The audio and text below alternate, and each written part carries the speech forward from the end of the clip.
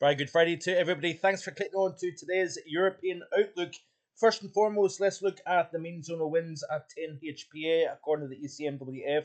Remains as if it's going to stay in record strong territory.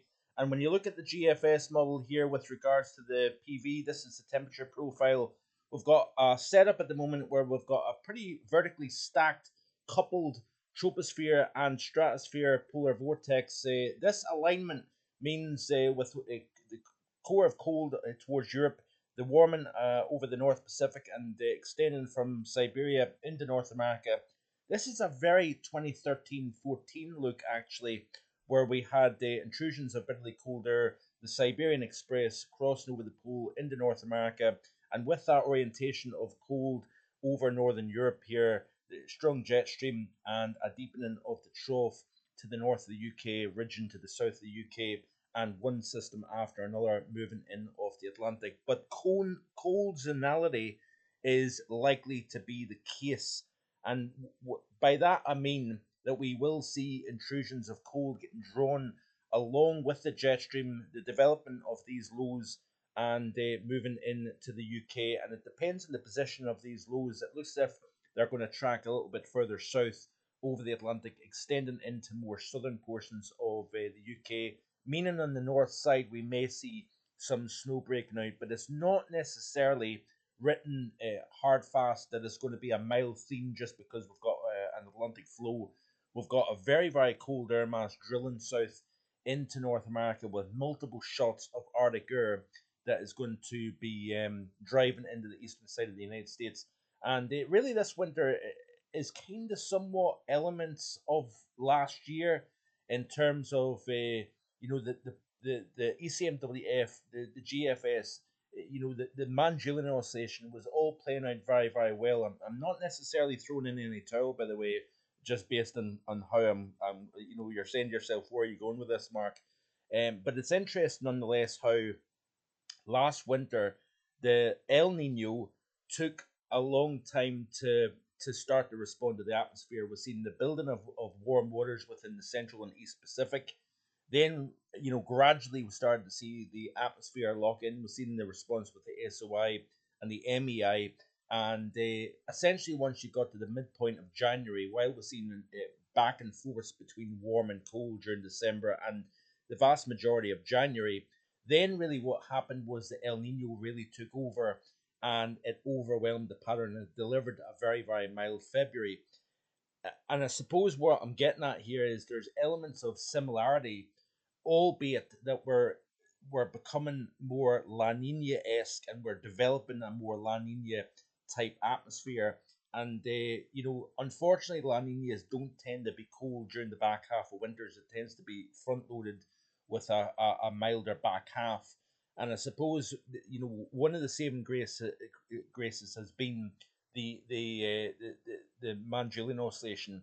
And what's going to happen is we're going to see this sped up rotation out of one into two into three, possibly extending into four and five. Just depends. It looks as if the ECM tries to kind of see it going into the null phase by the time we reach day 15 through 20 here. I suppose what I'm getting at here is that do we see the MJO come back out in the phases 7 and 8, or does the pattern become more overwhelmed by a La Nina base state? That's going to be the question mark really going forward.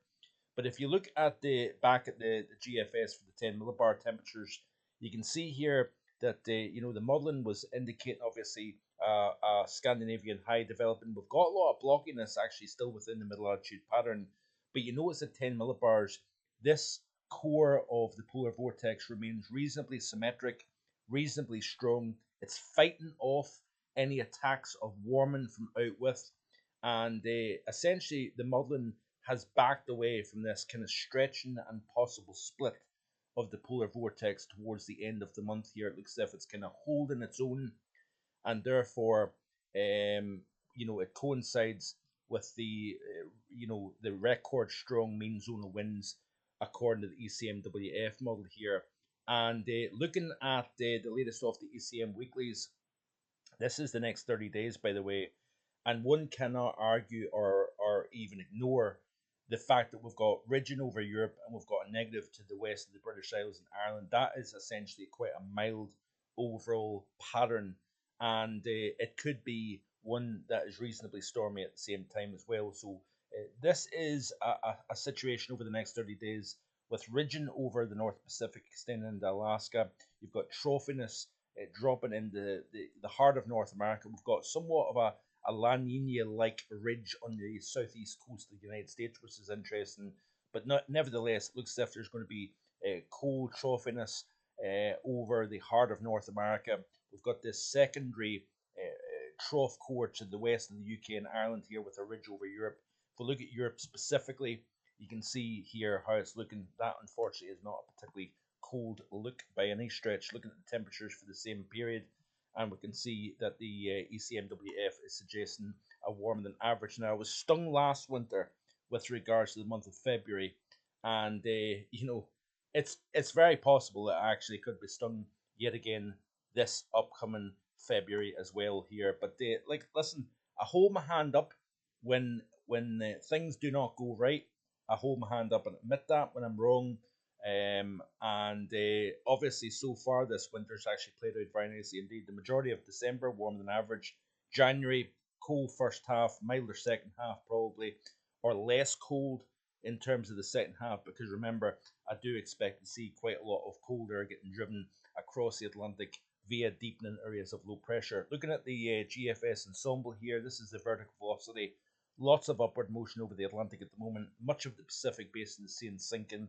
And as we play through, you can see here that the upward motion focuses over the Indian Ocean, which is phase 2 and 3 of the MJO here, and possibly moving into the maritime continent as well. But unfortunately, it tends to be quite a stormy pattern. Cold, possible negative Arctic oscillation, but a positive North Atlantic oscillation signal. And like I say, this has got quite a 13-14 look about it, really, with a lot of upward motion over the eastern hemisphere and a lot of sinking over the western hemisphere. One of the saving graces may be is the fact that the MJO maybe tries to go back towards phases 7 and 8, but there is elements of this look that has similarities to last year, where the La Nina is becoming more engaged with the atmosphere above and kind of starting to overwhelm the pattern here. So kind of somewhat, when you've got a stronger influence from both El Nino and La Nina, you tend to see the Magellan oscillation get kind of squashed and the influence becomes less. But we'll wait and see what happens anyway. Looking at the model here, this is the upcoming 5 days off the GFS ensemble. Colder than average across England, Wales, warmer than average Scotland, Ireland, Northern Ireland. Much of Europe is actually warmer than average, as can be seen here. In the 6 to 10 day, with that stronger jet, areas of low pressure moving towards the UK, I fully expect a colder than average period between the 22nd and the 27th of January. So therefore, we may still hold on to that slightly below average January that I'd predicted back at the end of December. We'll wait and see. But then in the 11 to 15 day, you can see here that we start to go more warmer than average, with the exceptions of the far northwest. So interesting times. The Arctic oscillation is generally around about the neutral, expected to go positive. The NAO is actually expected to go briefly negative and then back towards positive once again. So we'll wait and see what happens anyway. But it's not looking overly favourable at the moment for a particularly cold spell during the month of February. I kind of said that we had a 50-50 chance of seeing a strat warming taking place during the month of January. If that was to be the case, we would see a much different outcome. However, that is very, very unlikely, and therefore we see the opposite taking place, where we start to see potentially the zonal westerlies becoming much stronger. Not so much over North America, but over Western Europe. Time will tell. Like and subscribe. Back again with the European Outlook tomorrow, and then there will be a live stream at 4 p.m. this Sunday. I will create a video for that.